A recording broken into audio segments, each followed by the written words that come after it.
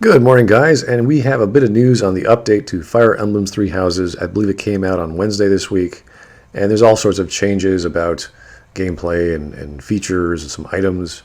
And the big one was we heard about weeks ago when it was coming, but that was the English male voice actor for the male Byleth, or the main character of the game, was going to be replaced. Now, if you actually listen to any of YouTubers who have recorded Let's Plays or what have you, he actually sounds pretty good. The problem is the protagonist is kind of quiet in the first place, so he doesn't talk much at all, except during battle.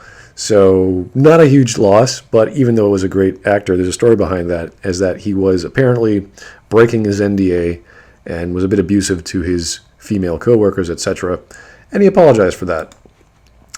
So it's not the greatest story. It's kind of sad. Who knows if he's going to keep getting work? He's very talented. He does a good job. But that's just what happens when you apologize and you admit your faults. Should he be forgiven? I don't know. I wasn't there. Who knows? Who knows how any of this works in the voice acting community? I don't have privy to that. But that's not a big story anymore. The kind of big story, I wouldn't even call it a big story, but it's the fact that they changed content of one of the characters, and that's Bernadetta. Now, if you don't know anything about Bernadetta or anything about the game, there's about 24 characters, probably 36, that are fully voice acted. And with Fire Emblem, you actually have these support conversations where you do things together in combat, like healing or fighting together, and you gain trust, and that unlocks dialogue with that character, which is a great bonus. I think a lot of games should be doing this whenever you have characters or sub-characters or any kind of games that have voice acting. This is just a great thing to combine with gameplay to unlock stuff and have it reveal stuff about the character. That's great. Now, this character is, how to describe her? She's kind of like a shut-in, but she's terrified of everything. So she's just over the top, crazy, submissive, but scared of everything possible. Like, she will faint standing up. She will run away at everything. She thinks everyone's out to get her. And the reason is because she was almost tortured by her dad to be the perfect female noble so that he can marry her off to another noble house, because that's one of the major themes of the story. So she sort of exemplifies this, I'd say more in a comical way, just because she's so adorable, but it shows off one of the major themes is that there's a clash between the nobility and the commoners, and that nobles are just constantly trying to strengthen their houses to make them more powerful, more rich, etc. And in this case, Bernadetta was one of the targets of her overzealous father. And one of the things that he did was tie her up and keep her to be quiet so she could be submissive, a potentially good submissive wife. So this is the original dialogue sentence where she says, "To train me to be a good submissive wife, he'd do things like tie me to a chair and leave me there all day, challenging me to stay quiet." Okay, so obviously her father abused her to be quiet and not move and whatever. Maybe she was rowdy, maybe she was outgoing. That's certainly not the case now. She is just scared of everything. So in the update, this is what happens. The sentence is changed to train me to be a good wife, he'd do things like tie me to a chair. Now, that's kind of general or generic. It doesn't really tell us specifically why or what he wanted to accomplish by doing this. In the first instance, he wanted her to be a submissive wife and to be quiet, and to do that, he'd leave me there in a chair all day, challenging her to stay quiet. So I'd imagine he wouldn't do anything else because he wanted quietness from her, so he wouldn't touch her, etc., wouldn't interact with her. Whereas in this instance, he just wants to be a good wife. What does that mean? We don't know. How does he want that done? We don't know. He'd do things like tie me to a chair. This implies, because it's so generic, this implies he could have been doing other bad things to her. Who knows what he could have been up to.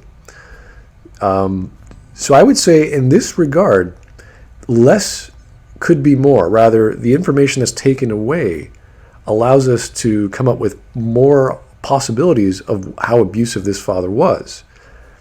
And that's not necessarily a good thing, but it's just a different way of describing the scenario that Bernadetta was in. Not a big deal. I'm sure there's other changes to dialogue, but this is sort of the bigger one that people were sort of flipping out about. I don't know why they were flipping out about. There's really no... it doesn't change her character much. It changes her background with her father slightly. And it actually allows you to speculate as to what exactly that father was doing. So in this regard, he seems to be just an overbearing, like really powerful, really oversensitive about how his daughter should behave. And that is why Bernadetta is so crazy when it comes to everything. There's actually a really funny story with her. I think most of the dialogues with her are more funny than tragic, where she writes a story, and one of the nobles, one of the friends of hers, says, "Hey, this is a great story. I really was curious what's going to happen next."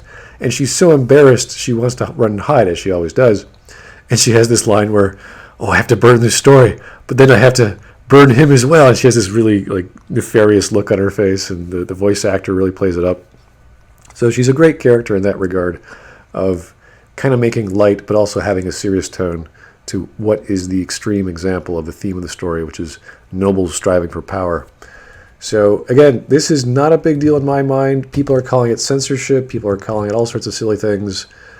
I think this is a good thing. Not necessarily the change itself, but the fact that changes like this can happen, and it allows you to see some content you might have missed or see it in a new light. Obviously, I wouldn't want to have drastic changes. I wouldn't want things to be removed for the sake of character development, because we know why she's like this. Whether it's specific to her father wanting her to be submissive or not is not important. What's important is that we know the father abused her, and the how he abused her was apparently not that different. So tied her to a chair. That's it. Challenging her to stay quiet. How did we challenge her? We don't know. We just don't know why he did it in what capacity in the second instance. So English, good. Updates to stories. Why not? I guess technically they didn't have to hire the voice actor again, because you could literally just take words out, and provided the sentence structure is the same and the inflections are the same, they probably get away with doing some sound editing on the sound clips for Bernadetta. Obviously, the voice the voice sync, or the mouth sync with the voice, is negligible at best with these games, especially when there's actually Japanese voice acting as well. So again, not a big deal, but I've been consuming so much Fire Emblem this past week, so great game. Wish I had a Switch, wish I had time to play, but looks like Nintendo is doing a good job of just coming out with great content, and that's all we want from our games. And if you do have a Switch, I would recommend checking this game out. It seems to be a lot of fun, and if you love your Japanese anime tactile games, this is one of the best out there. So thanks for listening, guys. Hope you're having a great morning, and we'll talk to you soon.